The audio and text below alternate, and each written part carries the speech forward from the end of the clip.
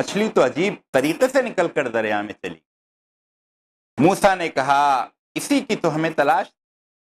چنانچہ وہ دونوں اپنے نقش قدم پر پھر واپس۔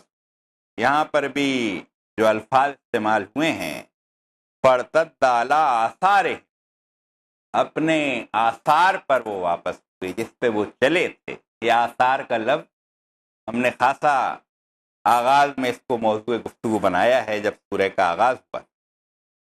چنانچہ وہ دونوں اپنے نقش قدم پر واپس ہوئے اور وہاں انہوں نے ہمارے بندوں میں سے ایک بندے کو پایا جسے ہم نے اپنی رحمت سے نوازا تھا اور اپنی طرف سے خاص علم عطا کیا۔ موسیٰ نے اس سے کہا کیا میں آپ کے ساتھ رہ سکتا ہوں تاکہ آپ مجھے بھی اس دانش کی تعلیم دیں جو آپ کو سکھائی گئی؟ انہوں نے جواب دیا آپ میرے ساتھ صبر نہیں کر سکتے۔ یعنی اس پورے آخری حصے میں صبر اور صبر اور صبر، یعنی صبر کی تکرار ہے کہ صبر کے بغیر گاڑی چلے گی، وقت گزرے گا نہیں۔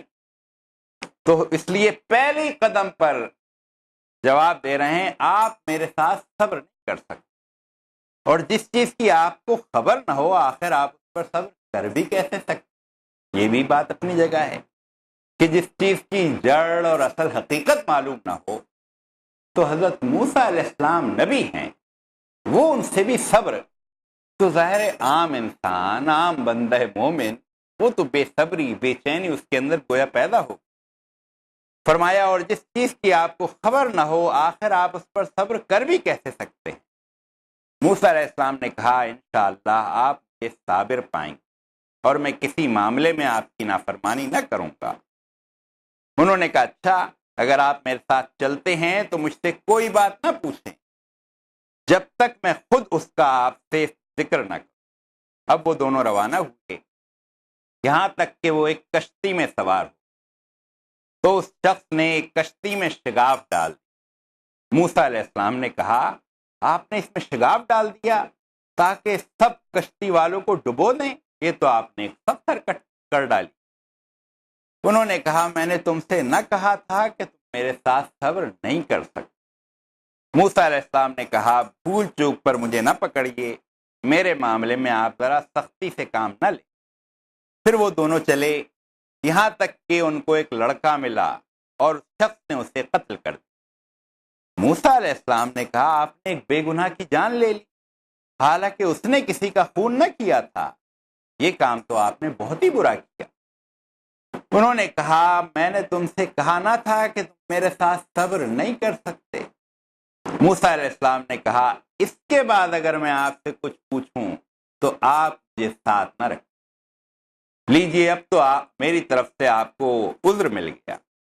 پھر وہ آگے چلے یہاں تک کہ ایک بستی میں پہنچے اور وہاں کے لوگوں سے کھانا مانگا، مگر انہوں نے ان دونوں کی ضیافت سے انکار کر دیا۔ وہاں انہوں نے ایک دیوار دیکھی جو گرا چاہتی تھی، اس شخص نے اس دیوار کو پھر قائم کر دیا۔ موسیٰ علیہ السلام نے کہا کہ اگر آپ چاہتے تو اس کام کی اجرت لے سکتے تھے۔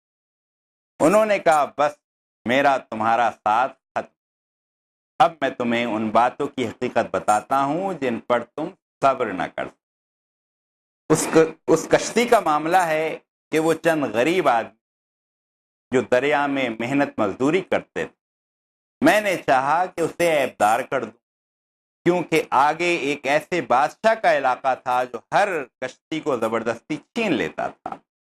رہا وہ لڑکا تو اس کے والدین مومن تھے۔ ہمیں اندیشہ ہوا کہ یہ لڑکا اپنی سرکشی اور کفر سے ان کو تنگ کرے گا، اس لیے ہم نے چاہا کہ ان کا رب کے بدلے ان کو ایسی اولاد جو اخلاق میں بھی اس سے بہتر ہو اور جس سے صلہ رحمی بھی زیادہ متوقع ہو۔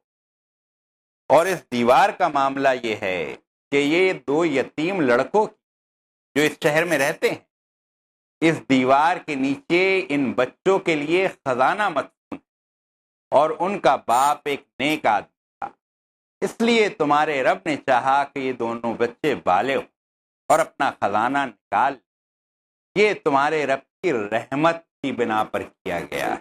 یعنی بظاہر دیکھیں جان جا رہی ہے کسی کی، نقصان ہو رہا ہے، لیکن فرمایا کیا جا رہا ہے کہ یہ سب تمہارے رب کی رحمت کی بنا پر کیا گیا ہے، میں نے کچھ اپنے اختیار سے کیا۔ یہ ہے حقیقت ان باتوں کی جن پر تم صبر نہ کر سکتے۔ صبر کی تکرار۔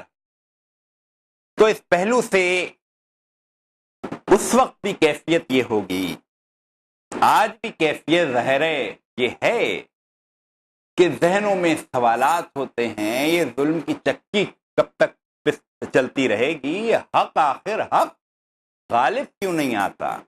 اور اس بنیاد پہ بعض اوقات ذہن اس طرف چلنے لگتا ہے کہ حق تو شاید اس کا نام ہے جو غالب آ جائے، حالانکہ حق کی یہ تعریف قرآن میں اور سیرت میں یا اسلام میں کہیں یہ نظر نہیں آئی، لیکن ذہن اس طرف چل پڑتے ہیں۔ اسی طرح یہ سوالات اٹھتے رہتے ہیں کہ یہ ساری تحریکیں کوئی ادھر ہے کوئی ادھر، یہ ایک کیوں نہیں ہو جاتی؟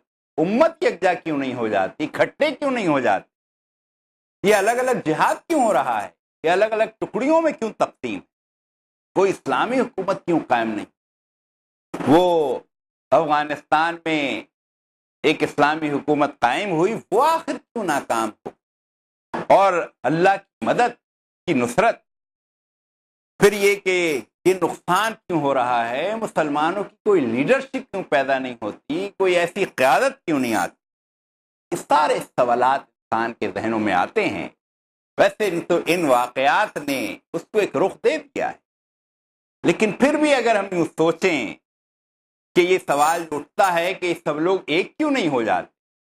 آج جو صورتحال، سارے لوگ اگر ایک ہو جائیں، ساری اسلامی تحریکیں ایک ہو جائیں، لوگ کہتے ہیں بین الاقوامی ایک پلیٹ فارم بنا لیا جائے تحریک اسلامی پر مشتمل، تجویز بڑی اچھی ہے، لیکن جس طرح کے حالات، اس میں تو اللہ کی مشیت اور حکمت ہی یہ لگتی ہے کہ لوگ الگ الگ رہیں، ورنہ یہ اکٹھے ہو گئے تو سب مارے جائیں۔ ذرا تقسیم رہیں، کوئی لگ رہا ہے جہاد کر رہا ہے، کوئی لگ رہا ہے انقلاب برپا کر رہا ہے، کوئی لگ رہا ہے شریعت نافذ کر رہا ہے، کوئی لگ رہا ہے بس قرآن کا کام کریں، یعنی سب اپنی اپنی سمتوں سے ایک ہی رخ پر بڑھ رہے ہیں۔ اس لیے اگر یہ سبھی ایک کام شروع کر دیں، اس پہ بھی بے چینی ہوتی رہتی ہے کہ یہ جو میں کام کر رہا ہوں یہ دوسرا کیوں نہیں کر رہا، یہ جو میری پارٹی کام کر رہی ہے یہ دوسری پارٹی کیوں نہیں کر رہی، یہ جو میں قرآن کا اتنا کام کر رہا ہوں یہ سارے لوگ قرآن کا کام کیوں نہیں کر رہے، الجھن بے چینی پیدا ہوتی رہتی ہے۔ لیکن اگر سارے لوگ ایک کام کرنا شروع کر دیں تو یہ ایک طرح کی صورتحال بالکل صاف ہو جائے، لیکن اللہ تعالیٰ لگتا یہ ہے، ظاہر ہے یہ تو ہماری اپنی توضیحات، اصل حکمت تو وہ جانتا ہے کہ اگر سب ایک ہی طرح کام میں لگ جائیں تو صورتحال بالکل صاف ہو جائے گی۔ اب تھوڑا کنفیوژن ہے، یہ کنفیوژن ہے کہ یہ اگر ان کی داڑھی نہیں ہے اور اس کے باوجود اگر تو اس کا مسئلہ پھر نہیں ہے، اس کی کام تو وہی ہو رہا ہے، اس بحث میں نہیں پڑنا چاہیے۔ اسی طرح کسی کے یہاں قرآن زیادہ ہے، کسی کے یہاں سنتیں زیادہ ہیں، کسی کے یہاں ذرا کم ہے، کسی کے یہاں جہاد زیادہ ہے، کسی کے یہاں ذرا کم ہے، لیکن سارے لوگ اگر ایک ہی پیمانے پر آ جائیں، دشمن کو وار کرنا کتنا آسان ہو جائے۔